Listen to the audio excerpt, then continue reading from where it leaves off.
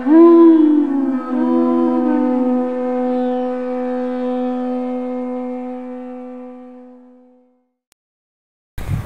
is the second day of the two-part summary overview of the second chapter of Bhagavad-Gita, entitled Contents of the Gita Summarized. So sometimes we have a few people that are new in the group, but it's nice to see we have a few people that were here yesterday also. What we're going to do is just do a quick recap for the sake of those who were here yesterday, and also as an onboard offering for those who are coming the first time today. These particular programs require a little bit of interaction, but you get some help, you get some slides, and the idea for the slides is to help give you a visual recall, because we hear philosophy and we may not fully have heard it, or perhaps we didn't quite understand it, but sometimes if we see a picture, it helps clarify it and also helps strengthen retention. The more the senses are used, the better the retention. So the idea is to remember Krishna. And obviously the Bhagavad-Gita is not different from Krishna.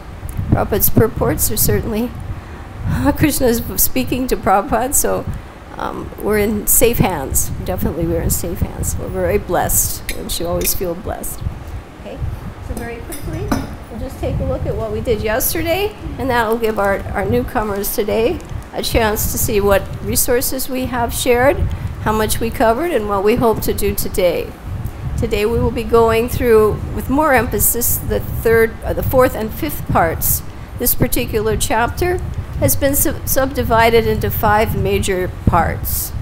And yesterday we took, it was a little bit quick, but we took a look at the first 3. Arjuna's doubts, and then surrender, and then the second part was Gyan. Krishna goes to so much trouble to explain the soul. There's no reason to lament. The soul cannot be killed. And then the third section was duty. We all have a prescribed duty. It's obligatory. And that had about 8 slokas in it. And the importance of duty, I think we can all simply understand that, is that even anything we do on a daily basis, whether we cook for a family or we go to some employment, or we have a seva in the temple, if we don't do it, for how many days would that work? Not very long. So what has happened for all of us is that we stop doing our duty in the spiritual world. And by engaging in devotional service, we become reinstated in that gradually until that platform is completely fixed and it's pure, unalloyed, uninterrupted devotional service. So we're all here, and I can tell by those of you who come and seriously trying to study and understand the Bhagavad-Gita that we want to be reinstated in the duty that we left behind. If you were a mother and you stopped cooking, after a while you'd want to go home and the children would be unhappy. And if you were working at a job and after you ran out of money in your pay account, you'd better go back to work, right? So we suffer because we've given up our eternal constitutional duty. Our conditional duties change with age, and also the gunas that we had at birth. So we are now in the process of trying to become good citizens in the spiritual world, right? Even in the material world, it's embarrassing to be a bad citizen. Nobody wants to be a bad citizen. So it's embarrassing to think that in the spiritual world we were bad citizens. Okay. So let's take a look quickly at this again and what we covered. You have your picture of the chapter and the title on the front. And also, it's a resource thing. It's not meant to terrify you as an exam. It's pretty detailed, and it's meant to help you, especially if you like to study and you're reading Bhagavad-Gita. Keep these handy. Keep these handy. Okay, so yesterday we quickly went over retention points, and then we took a quick look at the page that you can fill in once you've got those. And then on the back, there were blanks for all of the key words. Because there are 72 verses, we have blanks for 72 keywords. So you can fill those in, depending how much. It's an activity sheet, okay? And then I wanted to add themes. This is very important because we pointed out the themes that were significant. The soul and transmigration was a big one. Do I renounce work or work in devotion? That's the whole argument that Arjuna has to face. Do I give up my work or do I work in the proper spirit? Then defeating impersonalism, many slokas in there, Prabhupada elaborates on how they prove that the impersonalist theory is incorrect. Also, we wanted to make sure 10a, this is sambandha, the relationship with the soul, the supreme, and material nature. Sambandha is the first step of God realization. And then abhideya is our process, our devotional process. So unless one understands God, or he can't understand the soul, and vice versa, if he can't understand the soul, he cannot understand God, because we're part of him. So to deny God, but to say I'm a soul, is incorrect, and it's definitely incomplete. Even if you accept that there may be a God, you have to know about him, and then you have to know what role nature is having on us, what effect, because we're still conditioned, as long as we have a body, and we still mistakenly think we're the body to some degree. Varnashram is a big one, because that describes our prescribed duty, our conditional duties. So that's a big one, and we were circling 12a, the glimpses of bhakti. Prabhupada does that in every chapter. He doesn't wait till you get to the middle section, and he keeps equating everything with Krishna consciousness, Krishna consciousness, Krishna consciousness, every page.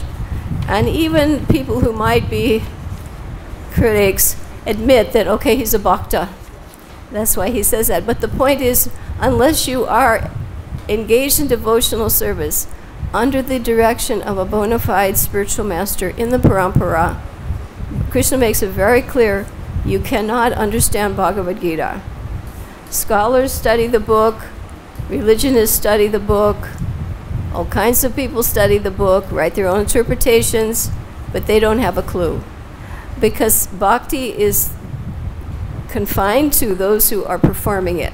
Once you become, enter into bhakti, into a relationship with Krishna, and through the spiritual master, you are then elevated to that platform, and increasingly as you purify and perform more and more bhakti and less of the conditional work, you ascend to hopefully the pure platform.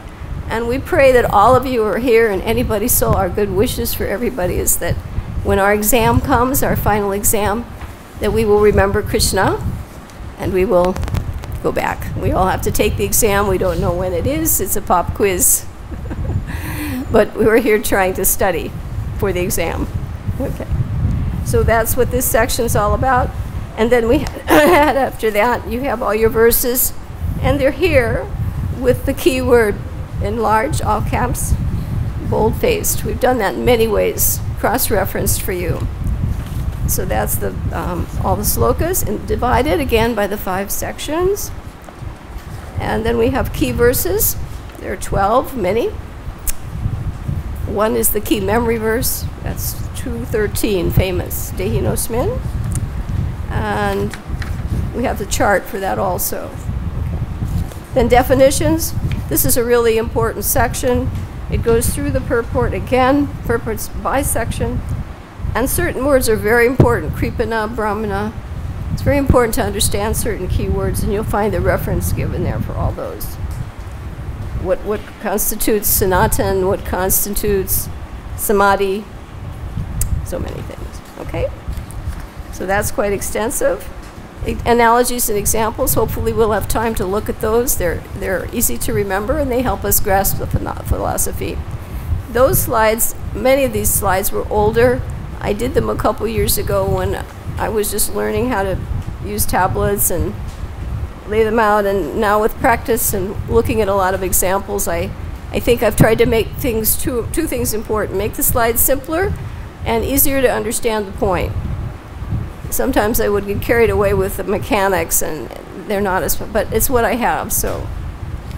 And you have all of those, and those are called philosophical points. Those are all the points coming in the purports for each. You'll see the reference, each section. 5 sections, you have a whole list of philosophical points. So these will give you a reference as to what should be highlighted in each section. What's Prabhupada saying here? And I put a caption for each one. So if you look on that page, for instance, in the first section, what does Prabhupada define to be the process of self-realization? And then he'll give examples of the 6 opulences. So those purports are just packed. They're packed with information. It's so much information. And when you see any other Gita, even by our acharyas that are in our line, the elaboration that help us understand, Prabhupada's just given us such a clear picture. Then you have a very important section, a diagnostic section. If you go to a doctor and you have to take a test, and then the doctor tells you maybe you have an illness and you didn't know it, and maybe it's a little scary at first. Maybe you have, I know when I found out I had diabetes, I didn't know I had it for many years. And it was first a little bit scary, but then I had to start researching, and I had to study. I had to go online to see, because the doctors are busy, and sometimes they don't have time to tell you much, or they're very expensive. So I started to study, and that's what we're doing. We're spiritually not in good health. Spiritual health means I'm fully Krishna conscious. That's Krishna conscious health means that's what I am. It's that simple. So it's a little scary to think, oh. So the Bhagavad-Gita gives us many diagnostic guidelines. What's the state? What is the condition that will make me healthy spiritually? And we should not be afraid of that, because it's for our benefit. And I give the example again. I'm sure all of you had to go to a doctor for some kind of ailment, but when the doctor tells you don't take any more sugar or don't drink fruit juices, if you're concerned about yourself, you'll abide by those restrictions and you'll experience improvement in your health. So it's the same thing in spiritual life. If the spiritual master says, please do this and don't do that, it's for your benefit. And that's why the Bhagavad-Gita should be known, because it's very comprehensive and it's diagnostic.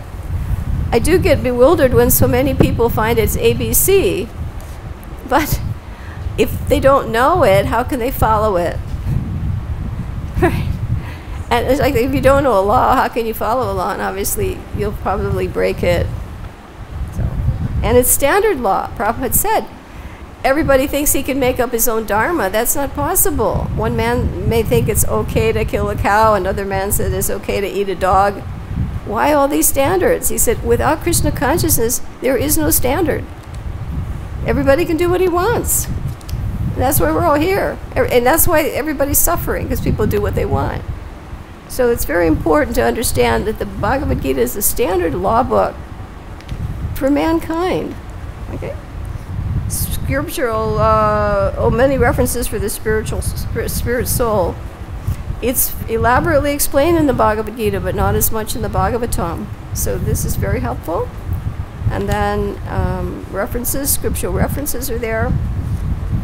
Okay, and you have a lot of charts, before and after, fill in the blank. Okay, so what we want to do is quickly go over the big chart on the 5 topics again for the sake of everybody, so you get that fixed, because the minute you have something large to study, you have to break it into manageable size. Just like cooking, if I eat something, I can't eat a whole piece of cake, I have to eat it bite by bite. So the breakdown gives us the manageable size for study. So we see here, we see 5 pictures, and the first part is Arjuna is doubtful. He's the whole thing, he's actually crying. He doesn't want to fight relatives. So his doubts, and then finally when he can't solve them, he surrenders to Krishna. And the second part is all about the soul. So you see the changing body picture. The first one's 10 slokas, the second one's 20. The third section is prescribed duty, and that's 8. So these are easy numbers, 10, 20, and what? 8. 10, 8, 20, 8. The last 2 are the ones we're going to focus on a little more today. And the fourth one is buddhi. Buddhi means intelligence. So this one elevates one to performing his prescribed duty, but without any attachment to the result. Someone may be doing prescribed duty, but he may still want the result. But if you do it and you have to act and you become bound by your action, how do I escape the reaction, binding reaction? So buddhi gives you that understanding. How do I think? so that I'm not bound by my actions, because it sounds impossible. Well, I have to act. Those who artificially try to sit still, they're still bound because their mind is working. And if they try to negate the mind, it's avoidism. That's not true. So everyone acts. All of you are coming here. You'll get up and you'll go. And you're going to be bound by your actions. If they're in Krishna consciousness, you're not. If they're not in Krishna consciousness, you are. And you have to keep taking another body. It's a pretty scary thing. I just thought I'd show you this on this chalkboard. Let's say you are here. Okay? Right now, the present body you have is the culmination of all of the sins we've done in previous lifetimes. It's not a pleasant diagnosis, but it's true. The body is a culmination of sinful reaction. So we're sitting here and we have prarabdha karma. If I act, this is the trap, because it's like a fish caught in a net. The minute I act,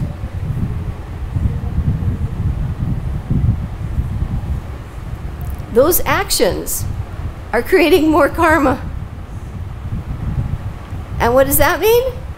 More bodies, endlessly. And this prarabdha karma can be coming from hundreds of yugas ago.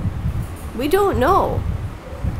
Right now, we're obviously experiencing some sukriti, bhakti sukriti, or we wouldn't be sitting here. You have three kinds. You have bhakti sukriti, and karma sukriti, and gyan. Bhakti is the one that lasts. The more you do bhakti, it's permanent.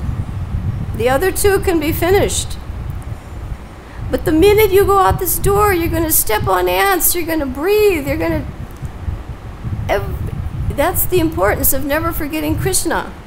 Because even by thinking of him, you're freed of reaction. You have to eat, you have to cook, you have to walk. Material energy is designed so that you have to sin.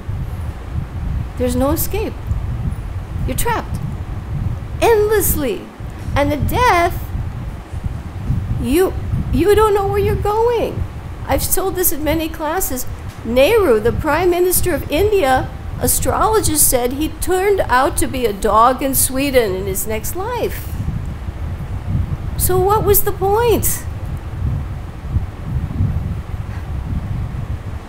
You wonder, you see, even take a person like Queen Elizabeth. No, yeah, she's 90 or something. But where's she going to be at death? No clue. And certainly probably not on the same position, using up pious credits, that's all. So do you understand this important point? Everything we do that's not in Krishna consciousness, under the guidance of a bona fide spiritual master in a parampara, is going to make more bodies. Prabhupada keeps saying spiritual life is a razor's edge. It's not a big broad highway where I can go a little to the left and a little to the right. The less you go to the left and the right, the better your chances of going back to Godhead. Tightrope. Everybody understand that? Does that help? Okay. I wanted to buy also to show another picture. He just downloaded these because I like somehow doing really simple things, because I know sometimes we have children here, or even other people may be new, and how do I grasp 72 slokas that are very philosophical? So I try to come up with some easy picture. Can you show the ones of the that we just sent you, the carrot stick ones? Do you have those four? Everyone in the material world is conditioned, is motivated by two things. That's it. The mind either wants something, it desires something good, happiness, and it tries to avoid pain. Everybody agree? By nature, you're pleasure seeking. So you want happiness and you try to avoid pain. So they have the analogy, the carrot and the stick. This is famous. The donkey has the carrot, and he's chasing it, but he's carrying it, so he's not getting anywhere. This is very profound. The stick is from behind. Now, if a person is in the mode of passion, that's a little better.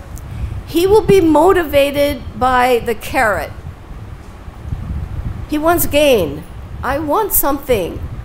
I desire something. Do the kids understand this? Yeah, Mommy, I want a cookie.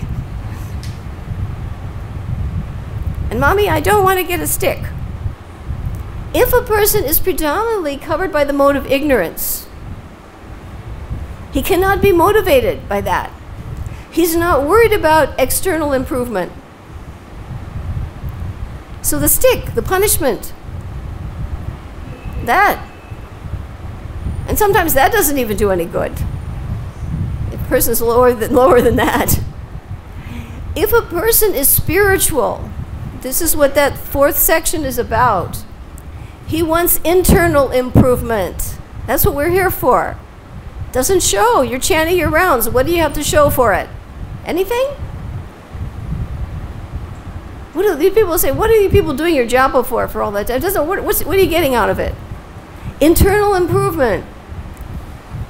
He's not motivated by the carrot, and he doesn't need to worry about being frightened by the stick. He's free of reaction. Do you follow that? But the person in passion and in ignorance, he's motivated for the wrong reasons, and he's bound. We have some more pictures like that, the carrot and the stick. Yeah, there he is, the donkey with the carrot. So that's the person. Now, this is what happens. When a person works and works and works, and he's a little bit intelligent, he thinks, I'm not going anywhere. The carrot's moving, and I can't get it. So what does he do? He's the person who wants to stop work. I give it up. I'm going to sit there, and I don't want to be bound by the reaction because it doesn't get me anywhere anyway. He figures it out. He's a little bit smart. But he doesn't really solve his problem because he has to work. He has to act. He tries to be a yogi, sit up there, meditate. It won't work. It's artificial. The person in ignorance, he's so dull, he's just going to get kicked all the time. And he takes a lower and lower birth. They can't move, so they become trees. That's what happens. The more sinful you are, the less you're allowed. That's the whole point of freedom, regular prisons of freedom. The more you purify, the less sinful you are. You have more freedom. That's what it means. You have the freedom to move around more. You go to a solitary confinement in a prison, they're locked up in chains against the wall. They can't move because they're that sinful. So the body, for those in ignorance, becomes more and more restrictive. So you understand the carrot and the stick? But a person who's in goodness, he will act, but he will act and give up those fruits. He won't go for it. He'll relinquish it. Because the minute he goes for it, he's trapped.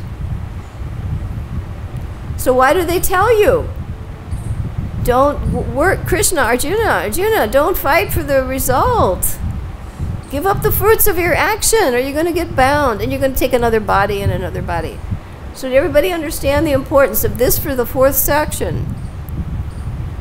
And even higher is the glimpse of bhakti. Because when the bhakti comes, one is stita-pragya, he's fixed in his self. He knows who he is. That person is actually, he calls it Brahma Nirvana, he's liberated. And the symptoms are in those last slokas from 54 to 72. Because again, it's diagnostic.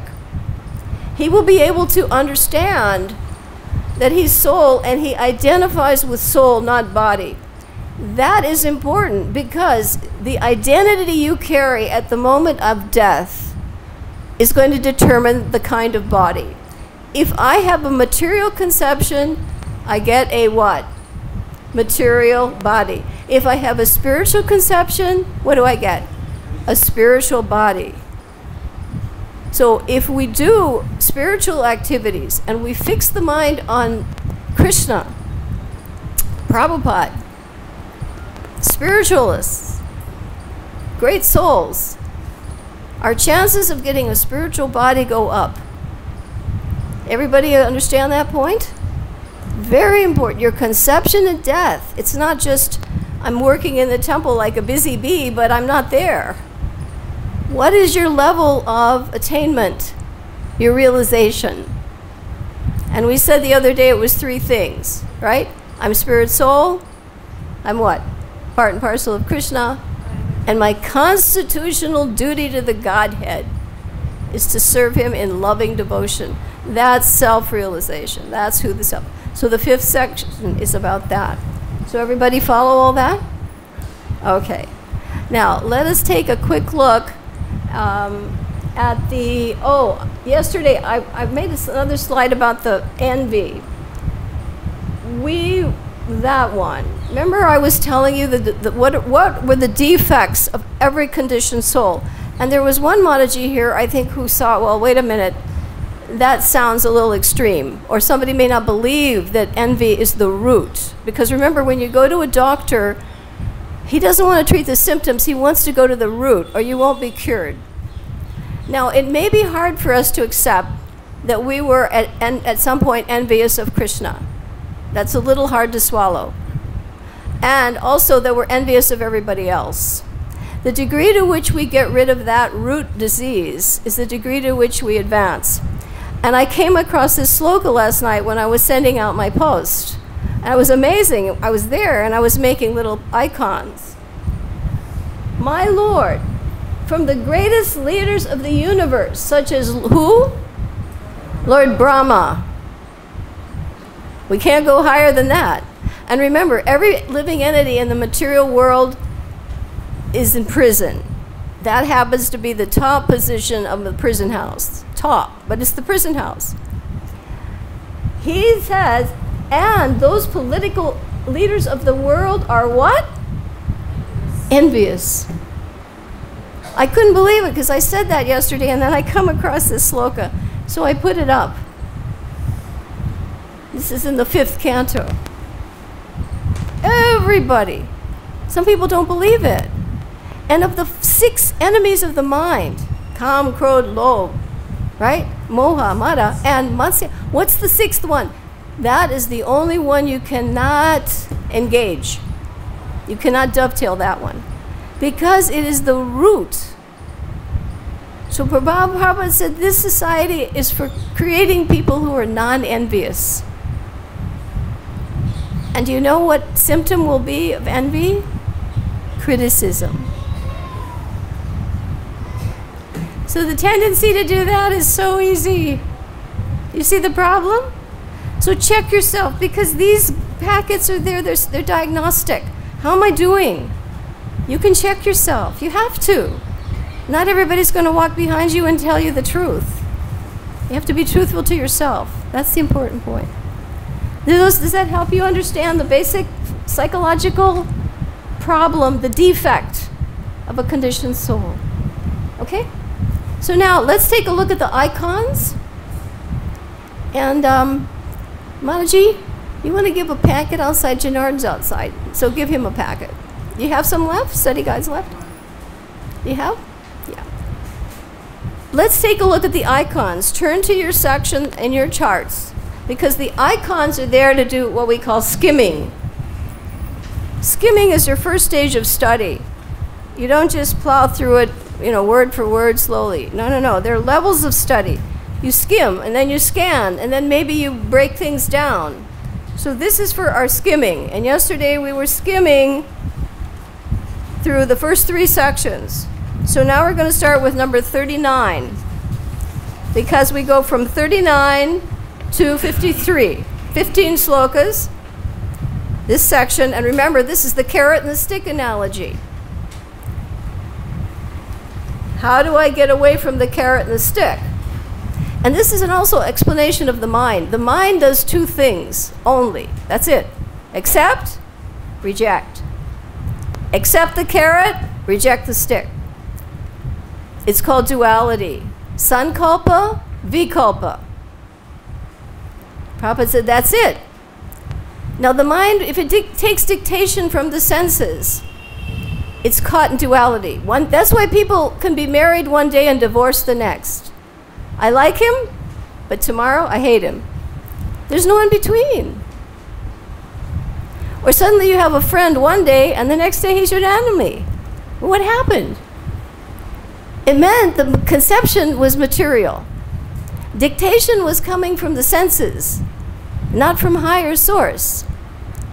When the dictation comes from the intelligence, which discriminates, the intelligence has to be fixed on Supersoul,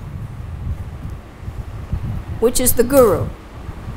He is the manifestation of Supersoul externally. When the intelligence is fixed on the instructions of the Supersoul, there's no duality. I do it. Do you follow that? The minute it takes dictation from this lower sense, he becomes Godasa, not Goswami. Goswami takes direction from what? Intelligence fixed in the Supersoul and the Guru. If it's directed lower, Sankalpa Vikalpa, I do it, I don't. I do it, I don't. That's what Arjuna had the problem with at the beginning. Do I fight? Don't I fight? Do I fight? Don't I fight? There's no answer. They won't work. But the minute the conception is fixed in the order of the spiritual master, who's bona fide in the disciplic succession, I'm fixed. Fixed. I don't vacillate. I transcend duality. And we had that picture yesterday. You got that one? So now we're going to skim. Okay? And we notice a lot of the words here, well, they're, first of all, I found in this last two sections, image words. We get a lot of image words that help us. Sometimes they're analogies, but sometimes these image words are very helpful because they give us a picture of what it is we're trying to understand. So number 39, the word is, now let's say that together loudly. What's the word? Free. How do I get free of reaction? 40. If I do it, I'm avoiding the most dangerous thing, and we're going to find out what's the most dangerous thing. Anybody know? Losing a human body. That's it. I don't have a choice. I go down to animal life and I have to go up through the whole cycle again. That's number what? 40. We're giving you the essence word and what it means. All right, now what about 41? What's the word? This is the verse that sent Prabhupada to America. Thank you, Prabhupada. Can you all say that? Yeah, we wouldn't be here. That's the verse that did it. Resolute means the faith that if I follow Krishna consciousness, I will achieve perfection. Anybody believe that? What's your choice? But the stronger the faith, the better your chances. He went through hell for us. And how could he do it? Because he was, what? Resolute. Firm faith. I do what the Guru says, I will achieve. And even if I don't, I did what he said, and I'm right. I cannot be wrong. If you do what the Guru said, you cannot be wrong, success or failure. There's no yes, no. Now, 42 and 43 are combined. Flowery and opulent, right? That's the Vedas. Let's attract you to staying in the prison. 93% of the Vedas will keep you in the prison hall. Do we want that? No. Flowery language of the Vedas, very attractive. People are they want even materially. A good wife, good job, my son. Most of the people that go to the temples, you notice they come to Vrindavan, they go to Bunky Bihari first. They want something.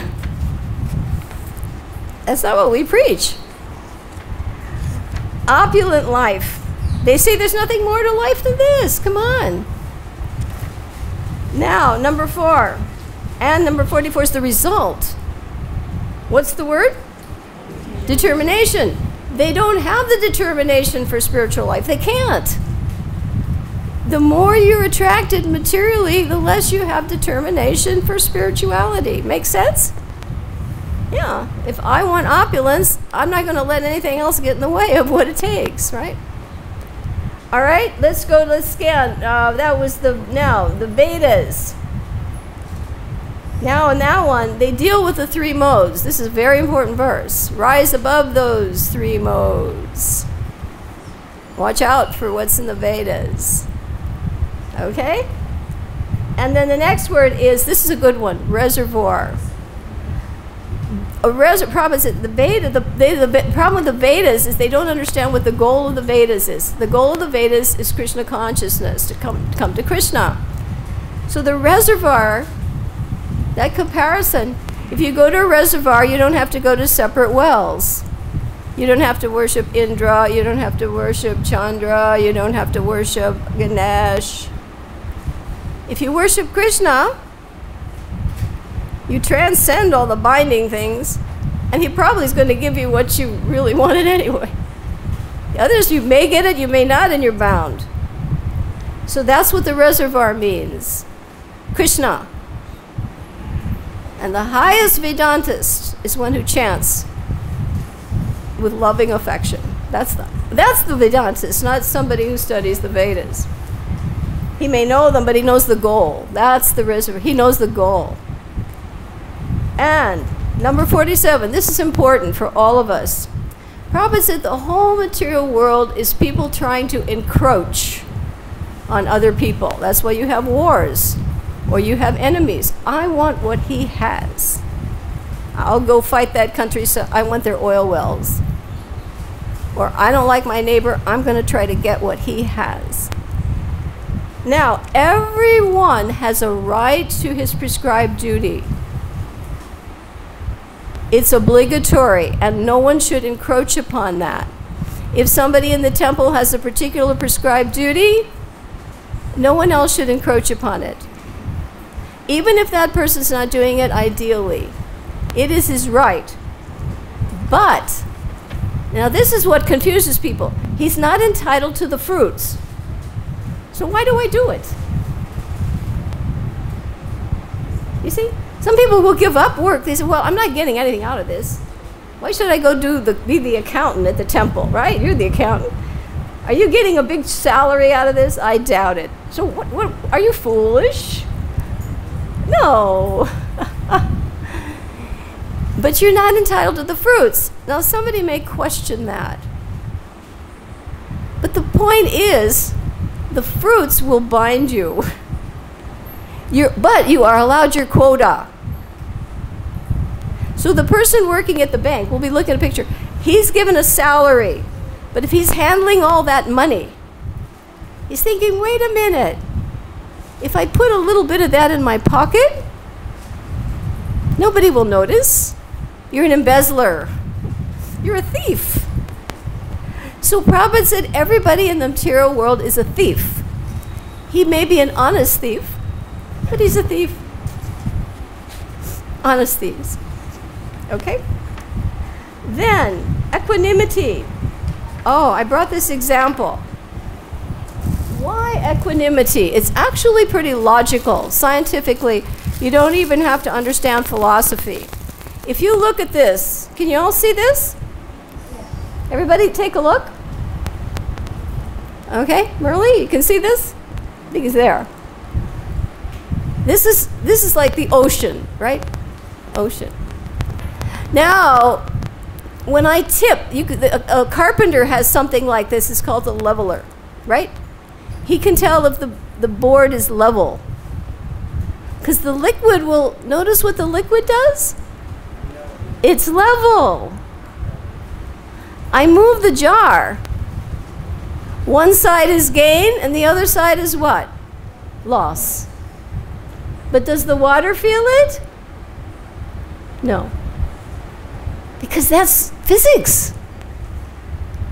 Gain and loss are the same thing. Gain is loss and loss is gain. He's equipoised. This is a physical law. You understand? If I go this way, this side is gain.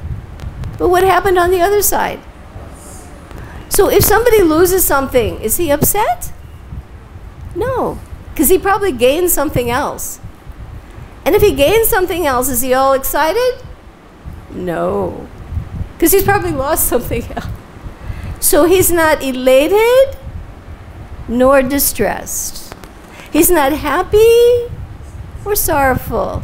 He's equipoised. So what does this represent? That's what you get at the Brahma-Bhuta stage.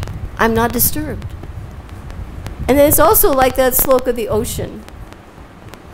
He's still. It's a scientific fact. The children understand that? It's a science, it's physics. Actually, action-reaction is physics. Every action will bring a what? Equal and opposite reaction. And Einstein's law equals EMC squared. Energy cannot be created, it cannot be destroyed. It can only be transferred. That's why the soul theory is true. That's energy. It goes somewhere. To another body. It has to. That's the law of conservation of energy law. It's a law. Everybody understand that? Okay. Now, misers. This is the Kripana. He wants to keep it. The Brahmana gives because he's Brahman. Brahmana means he's Brahman. He knows he's soul. He doesn't need anything. These bodies and these minds are not only trapped, but they require externals. They're what we call superficial impositions, superfluous impositions on the soul. They're embarrassments to the soul. So they require externals. But the soul, the person who's realized he eats less, he sleeps less, he doesn't need these things anymore. He's realizing his spiritual identity. It's not artificial. It's real. According to consciousness, purity. And miser, by the way, Prabhupada, we were talking about envy. Prabhupada told Jamuna Mataji the importance about being a Brahmana, to give, not to take. Because Jamuna Mataji was working on cooking and cookbooks, and he told her, despite all she did, he said, Jamuna, if you don't teach, you'll become what? Envious. Ooh. So we're being given this philosophy. If we don't give it, what does that make us? Envious. That's what he told her. You have to give it. If it's not given, it's taken away. 50, this is the art of work. How to work without reaction. This is the art of work. How do I work? I don't give it up, but I don't bind myself. This is the secret. 51, this frees me from the cycle of birth and death. And this person is freed from the forest of the diluting external energy and the Vedas. Most people now don't follow the Vedas, but they certainly follow the newspaper and the ads. And they're attracted. But one who's fixed, the forest that's around him, he's not disturbed. Nor by the regulations of the Vedas. And the last one, that person is in what kind of consciousness? Divine. This is divine. So did you get that run through okay? Is this helping everybody? Because once we look at the pictures, you see the little icons here. But this helps you just get the trigger word easily. We call that a trigger word in education, or the link word. It's for scanning, but it helps you remember. It's a prompting word used in dramas too. Somebody forgets this line, someone will say, flowery, flowery. Oh yeah, I remember. Okay, now let's look at these are 20, from 54 to what? 72.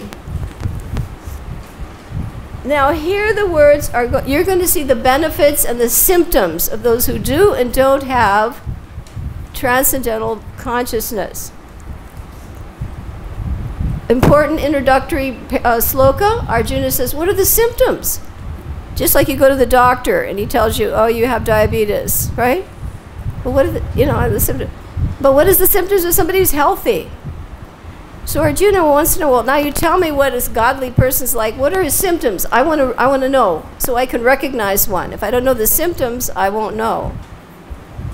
So that introduces this whole section. And Prabhupada spent a lot of time on 55. I couldn't believe the number of the number of lectures on 55. Because, oh, by the way, for symptoms, how does he walk? How does he sit? How does he speak? And by the way, speech is considered to be the most important one, because what we say indicates where our mind is.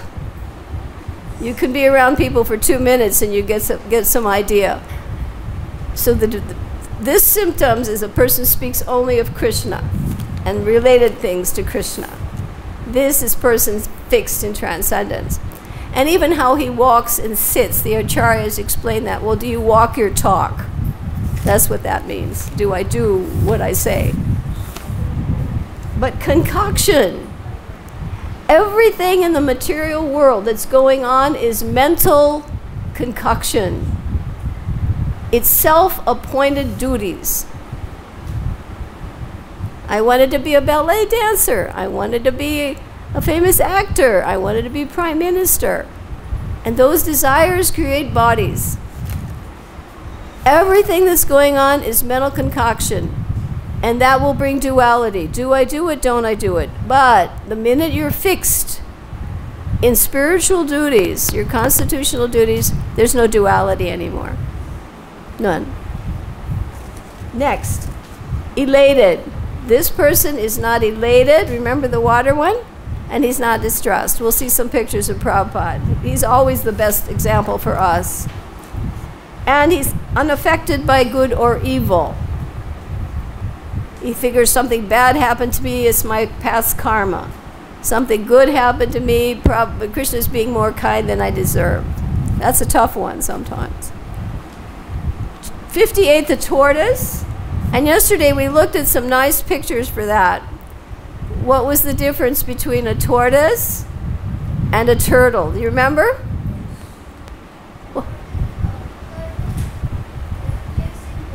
Yes. Yeah, the tortoise lives on land, and he pulls his head all the way in. That's why it's perfect analogy. The turtle cannot pull his head in. And also, the tortoise can be very big, and his shell is round. The turtle shell is heart-shaped, and they're smaller. And he's also herbivore. He eats plants. Whereas the turtle will eat, he's carnivorous. He'll eat flesh. So it's a perfect example, because this example is the devotee's consciousness. He has senses, he keeps them withdrawn. But the minute he needs to use them in engagement of service, he puts them out, and he uses them solely for engagement in devotional service. One example I thought was, in my mind, the best for that was the story of Lord Chaitanya's servant, Govinda. He would step over Lord Chaitanya, who's blocking the doorway, for his service. But then when Lord Chaitanya woke up, he saw Govinda sitting there, and he said, Govinda, why didn't you go take your prasadam? Well, he said, I didn't want to step over you. Well, how did you get in? I stepped over you. But he said, but why? He said, for your service, I will step over you. For mine, I won't. This is really elevated, right? I'm sure if some of us had to go to prasadam, we would go to the prasadam. Okay. Higher taste. This is a nice one. Prabhupada used to say, for them to give up their meat, give them a glubjaman. He always kept the glubjaman at the door. So those who thought, I better leave the temple, have another glubjaman. Okay? Impetuous. The senses are so impetuous. Anybody experienced that one? I gotta have a piece of cake. But one who can restrain those senses, he is fixed. Now in the next two, 62 and 63, they're combined, and it's a, well, not combined, but they're two together. Fall down sequence, 8 steps. The minute I start contemplating something, I'm already halfway to the end. Because unless you're really fixed, that contemplation will drive you, right? Lust, I gotta have it. Anger if I don't. Delusion. Bewilderment of memory, I lose my memory. Intelligence is lost, and then I fall down the material pool. And that's where we all are. And getting back out is hard. Prabhupada said, very difficult. Okay? So 62, and this is what happens, the 8 stages of fall down sequence. You have that chart. Regulative principles of freedom. This is so important. By regulation, remember we showed the 2190 percentage the other day? By being regulated, a habit sets in. 21 days to make a habit, 90 days to make a lifestyle. We showed that principle. So if you can do something, this is a good month to do it, Vrata. If I can do it for 21 days, I have a habit. If I can do it for 3 months, I'm pretty steady, right? Okay, satisfied. These are symptoms. A person who's satisfied inside. Whatever comes, gain or loss, he's satisfied. And he can be number 66. What a person who's satisfied. Peaceful. You cannot be peaceful if you're not satisfied. When the Brahmana went with Rukmini's letter to Krishna, Krishna asked him one question. Do you know what he asked him? Are you satisfied? Because the symptom of a Brahmana is he accepts whatever he has. A man is considered poor if he's not satisfied. He can be the richest man in the world, but he's poor. According to the Bhagavad-Gita, he's what? He's poor. Why? And you see people who are really, really rich. What do they want? More. More. More. Because lust can never be satisfied. The more they get, the more they want. Fire into the, you know, what is it? Ghee into the fire. Unless one's controlled, he's lost. Boat. This one's good. One of the senses. Like a boat. How many do we have? 5 plus the mind. 6. Like Prabhupada said, co-wives pulling at you. One of them can sweep you away. My eyes, my ears, my tongue, my nose, my hands, my mind. We have 6 co-wives pulling us here and there. One of them can sweep you away. That's the boat analogy. But he who has mind fixed on the Supreme, he's of steady intelligence. Now this one, 69 night. There are 2 types of mentalities. Those who have a spiritual mentality and those who have a material. And you'll see, they don't get along. Thank goodness. What's night for the materialist? The introspective sage, right? That's the time he's internal. And that's when devotees are usually up, right? Early in the morning. And the opposite. And what's daytime for the materialist, that's night for the introspective sage. He avoids that. So they're the reverse. You'll see, material life and spiritual life are diametrically opposed. You won't really be able to be comfortable in the association of a materialist very long. Rivers that flow into the ocean. Rivers. And the ocean, is it disturbed? No. It's full. So this is a devotee who's on that platform. He's full in himself. He doesn't ask for anything. Not that we should be pythons. But I think the other day, Janardhan Prabhu was even giving a class, and he was saying one of the vows you could make during this month is don't ask for anything. Don't ask for anything. Proprietorship. Number 71. No sense of proprietorship. And why is that? Because you don't what? You don't own anything. Renunciation. What can you renounce? It wasn't yours in the first place. Again, we say, Prabhupada said, honest thieves. Honest thieves. They want God's kingdom without God. Have you noticed that about people? I have experienced that many times. People want what you have, but they don't want you. That's why Prabhupada says there's no love in this world. They want money. Actually, money's the motivator. Especially now. Oh, it's getting so bad.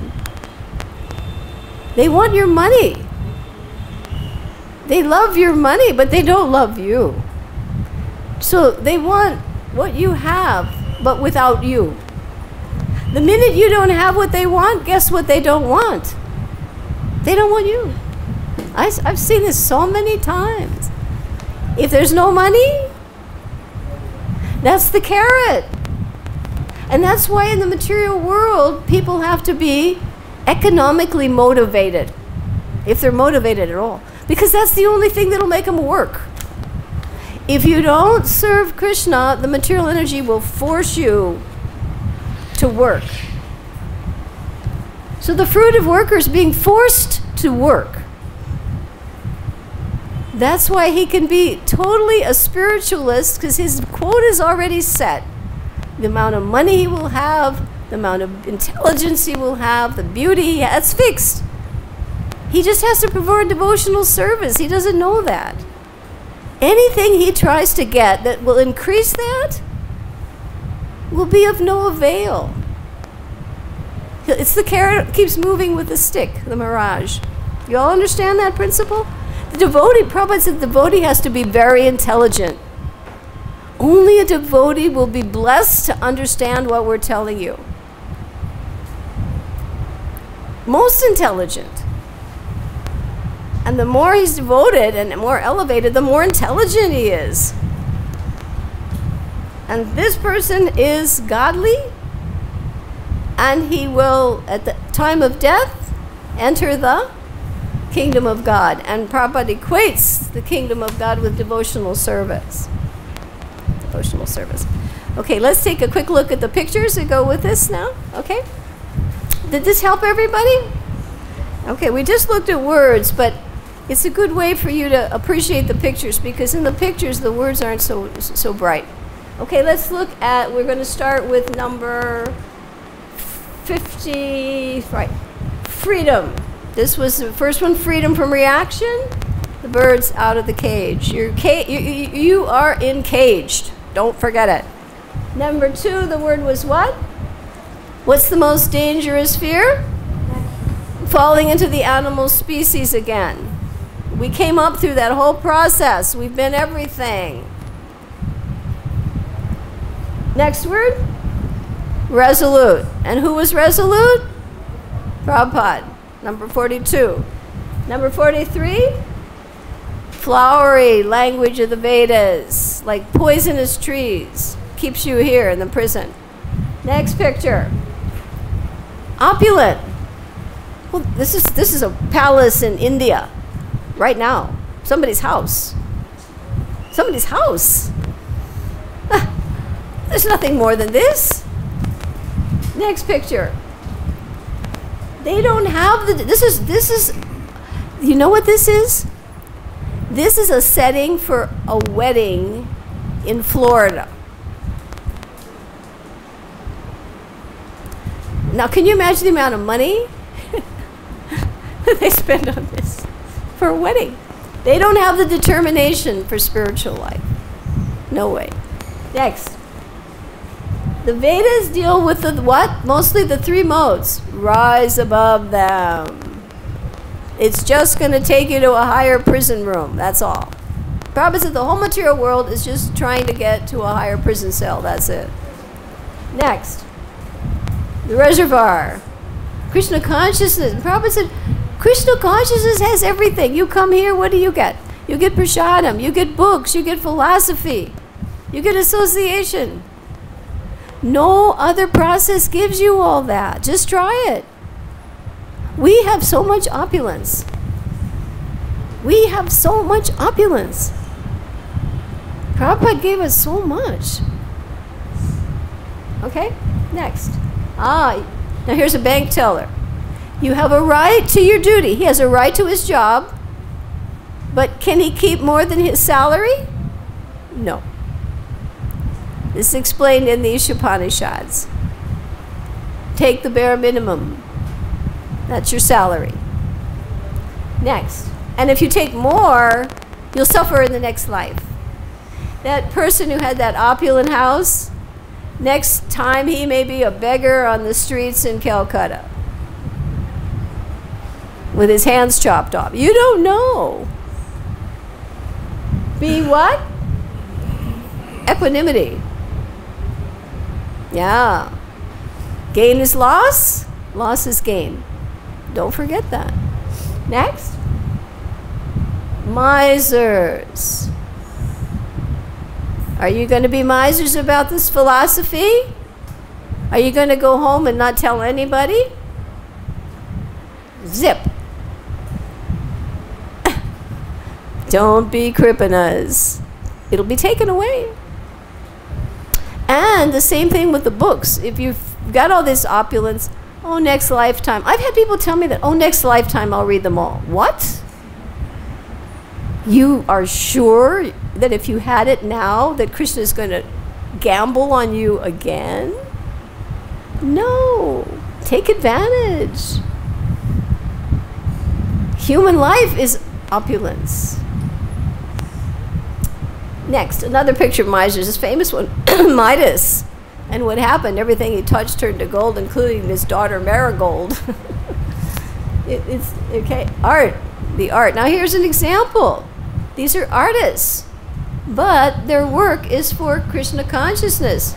So those painters are not being bound up by their activities. That's the art of Krishna consciousness, how to work without being bound. Next picture. And now this begins that section. 54 to what? 72. What are the symptoms of one who does and one who doesn't? And what are the warnings?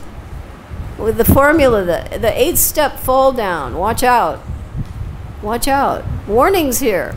Plus symptoms. Everything has to be, Prabhupada said, everything has to be proven by its symptoms. If a person is rich, he has to prove, right? That's how we recognize it. So next, concoction. Go to some big mall. Go to some department store. Go to Delhi. Oceans of unnecessary things. Oceans. You know, 10 types of telephones and 4 types of TV screens and 25 different sari colors, and it's all concoction. Keep you here. Keep it simple. Otherwise, do you want to keep yourself here? Next, elated. Someone who's not elated when there's cause, or distressed when there's cause. Now here's Prabhupada. Look at his face. And all the devotees are all cheering and they're all excited. Prabhupada's just, he's just doing his duty. Of course, when he was doing Krishna Balaram, he had a big smile. That was a real triumph for him. Next one. Now here he is, unaffected by good or evil. There's a little Prabhupada standing politely in line in an airport waiting for his ticket. He's just got his head straight up. He's still Prabhupada. He's looking up at this.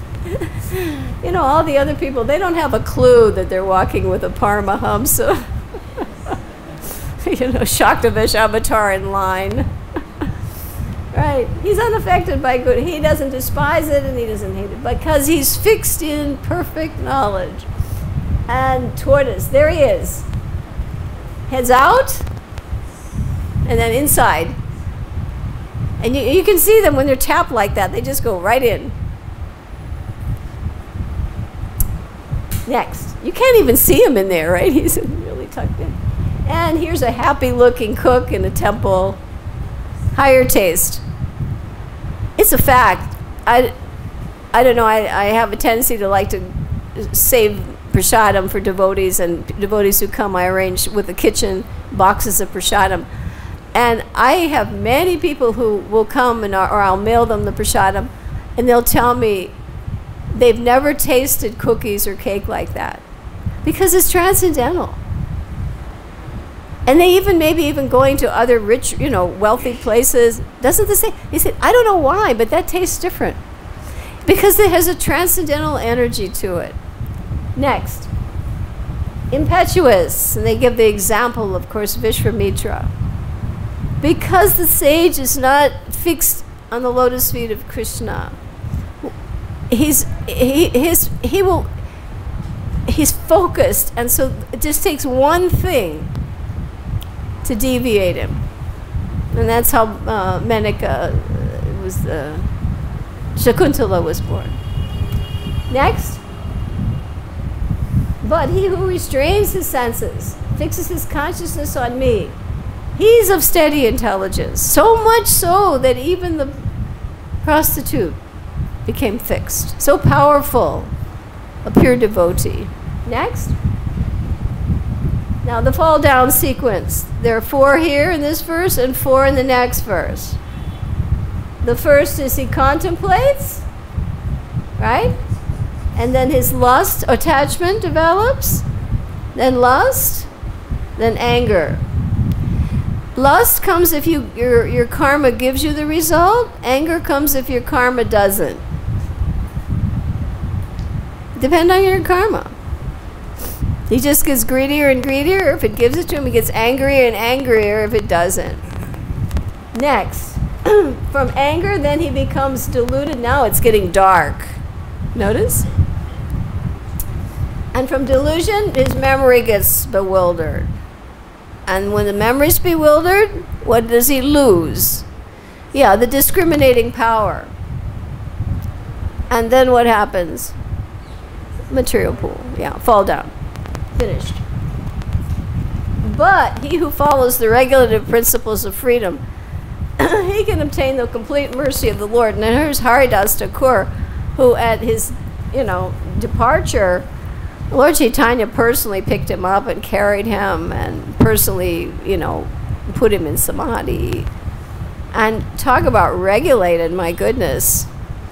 3 lakh a day without fail. Even with Maya Devi coming, a prostitute coming, fixed.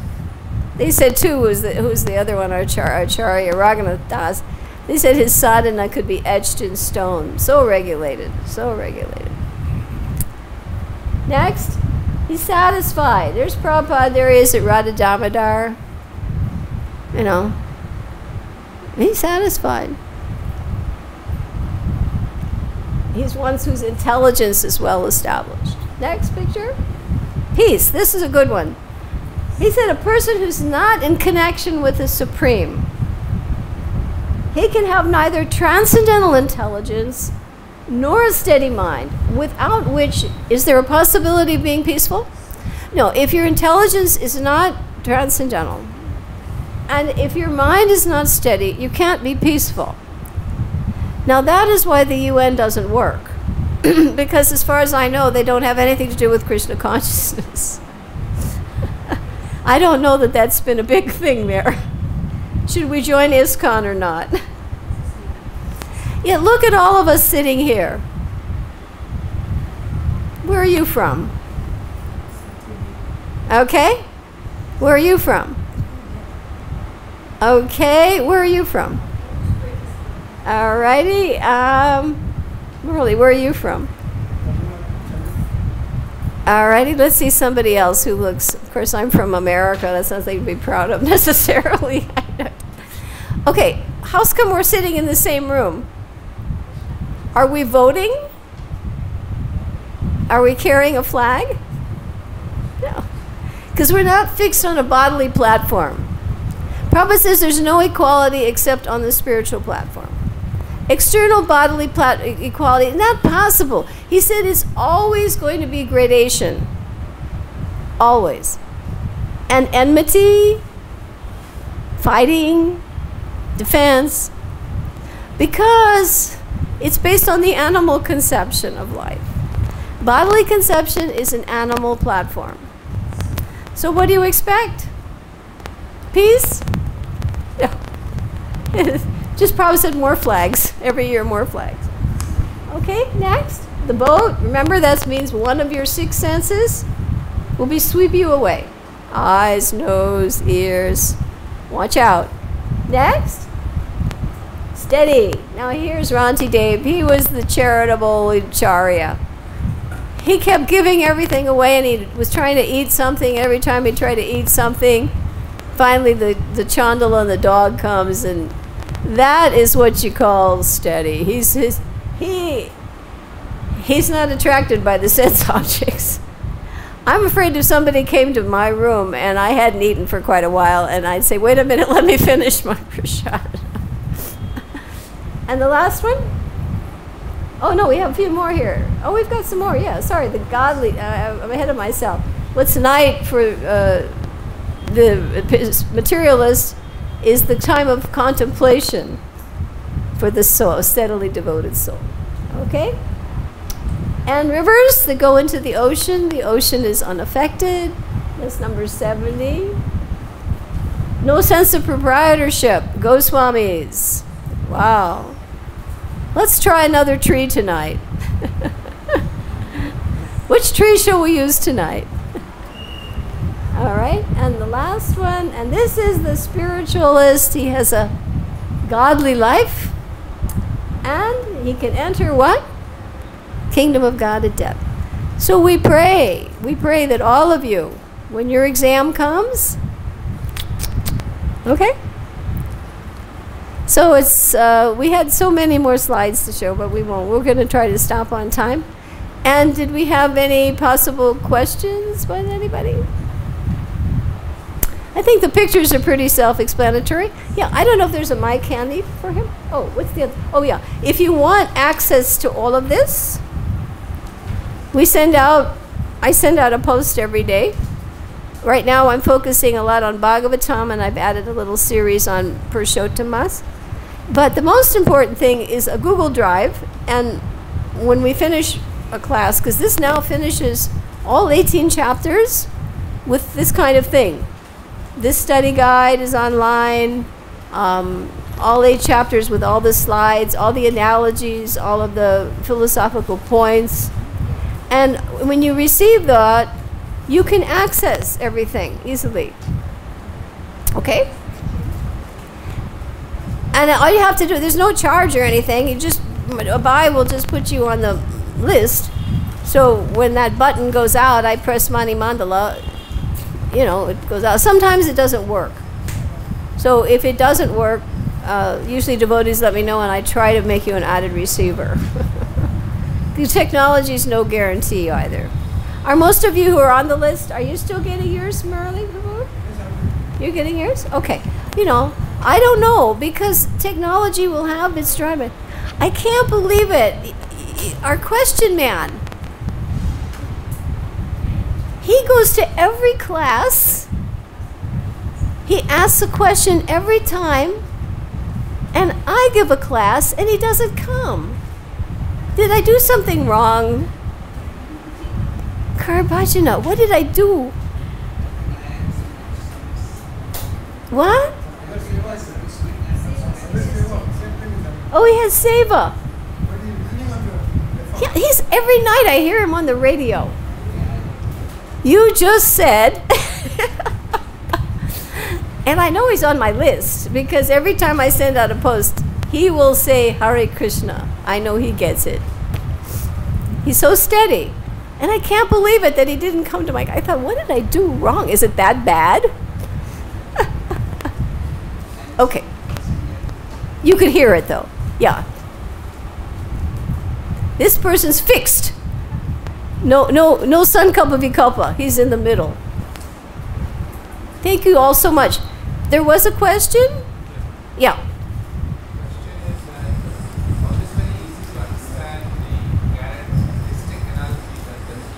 Yeah, carrot and the stick. Yeah, right. You're all working hard and getting a salary for wages or whatever it's like. You're right. Many times we think about, okay, let me just leave this and move toward emotional service. Is directly related. You cannot do it artificially. Won't be possible. Yeah, that's a good question. I had a doctor ask me that the other day. She's a professional. And she said, sometimes I think I should just give up. She works in a cancer center. Sometimes I feel I should just give up my work and do devotional service all day. I said to her, that's what, in a way, Arjuna was sort of trying to do. That's why it is important to have an ashram, and that you can perfect yourself through your work.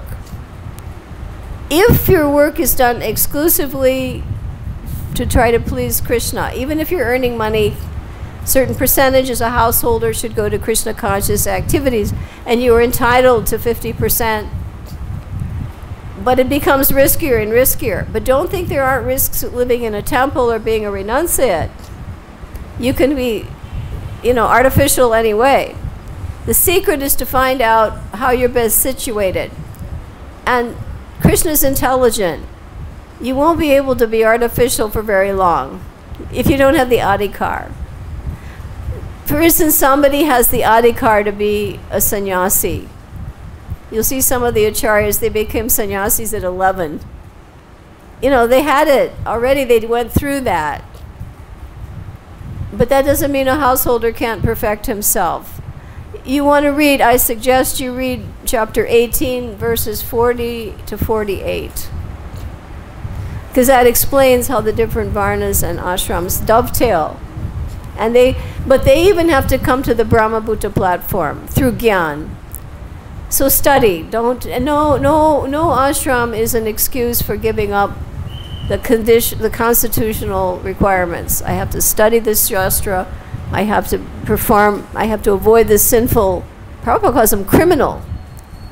Because he uses the word sinful, but in a lecture he said criminal. It's criminal to eat meat. It's criminal to have illicit sex. It's criminal to take intoxicants. It's criminal. And these are criminal activities. Because this is called the criminal world. And we don't want to be criminals anymore. So I suggest you read. Bhagavad-Gita is very, very clear. That's what the whole thing about ashram system. Because Arjuna is a Kshatriya.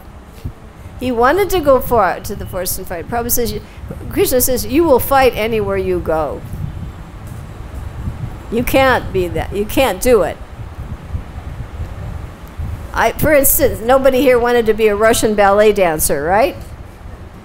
You may want to try, but it's not what you were meant to do. So do what you're meant to do. Dovetail it. That's the whole process of Yukta Vairagya. Do it, dovetail, but you have to be careful. Am I concocting? Take the instruction of the spiritual master and elevated devotees, because they know more. They can say, well, wait a minute, I think you're better if you do this or this or this. You obviously have a householder, you have a child, you've taken on more, you've taken on him, you have to deliver him. Shastras are heavy. I suggest if you want to read the scariest chapter in the Bhagavatam, you ready? Write it down. Canto 5, chapter 14. Jud Bharat and King Rahugana. The forest of material enjoyment. Woo! You read that one, 5:14. Whoa.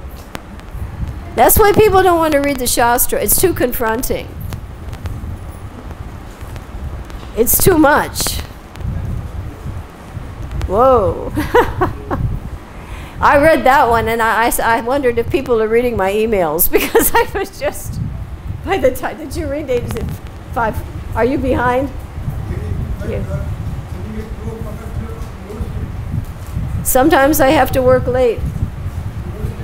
I know. Well, I have to take, I'm not regulated anymore. Actually, my health doesn't even allow it. People say, if you don't go to the temple, you know, why am I sitting here? I actually cannot. I suffer from asthma. I fall over easily.